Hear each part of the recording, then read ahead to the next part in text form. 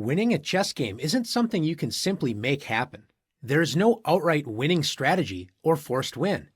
If you simply hope that your opponent will do all of the work for you and make a blunder, you won't win as many games and you won't get very good. The only way to win at chess is by playing with sound strategies and gradually making your position better until you have an overwhelming advantage or your opponent can't handle the pressure and cracks. The key to improving your position is making your pieces active. An active piece is one that is full of potential and ready to jump into action. When you start a game of chess, none of your pieces are active. Most of your pieces can't even move. Your job is to get your pieces into the game and put them on active squares where they can attack, defend, and improve your control of the board. Let's take a look at a few positions and compare who has more active pieces. Let's start by looking at some opening moves and see which side does a better job activating their pieces. White begins the game with e4, controlling the center and already opening up lines for the light-squared bishop and queen.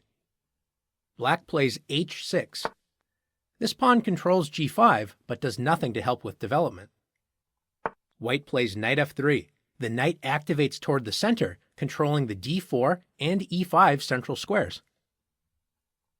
Black plays knight a6, developing a piece, but unlike White's last knight move to f3, Black's knight on a6 does not control the center and only controls 4 squares, b4, c5, c7, and b8.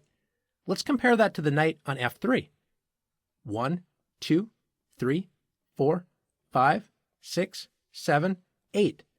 8 total squares, or twice as many as the knight on a6 controls. That's why it's important to develop toward the center. White follows this advice with bishop to c4, controlling the center and placing pressure on Black's weakest point, the f7 square. Notice White is ready to castle on the very next turn. Black plays h5, moving the h-pawn for a second time, which does not control any central squares and wastes time that could have been used to develop a piece. White castles the king to safety and brings the rook toward the center. Black places a second knight to the edge of the board, reducing its square control again to only 4 squares, just like the knight on a6.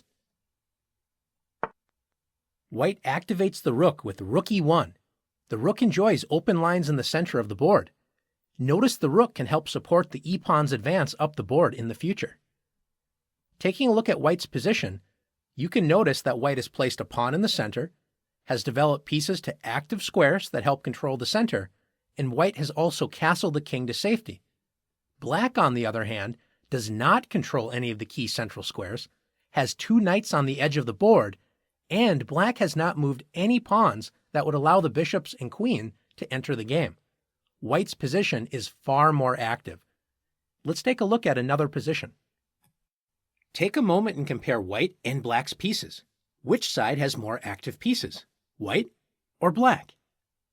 Let's first look at White's pieces. Notice that White has 3 pieces in Black's territory, the bishop on f6, the knight on d6, and the rook on c7. All of these pieces are very active. The bishop on f6 controls a lot of key squares right in front of Black's king, and notice the bishop controls the entire a1 to h8 diagonal. This bishop also controls h4 to d8, controlling a lot of dark squares right in Black's territory. The knight on d6 is excellently placed. It's putting pressure on f7, b7, and the bishop on c8. Notice White's rook on c7 is doing the same thing, pressurizing all 3 of these targets as well.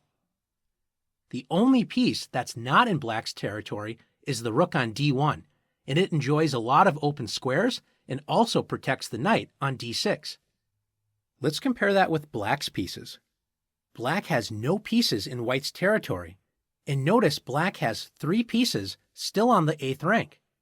The rook on a8, the bishop on c8, and the rook on f8. The only piece not on the back rank is the knight on h6, stuck in the corner. Notice the knight cannot move to f5 or g4 because White has pawns that would capture that knight.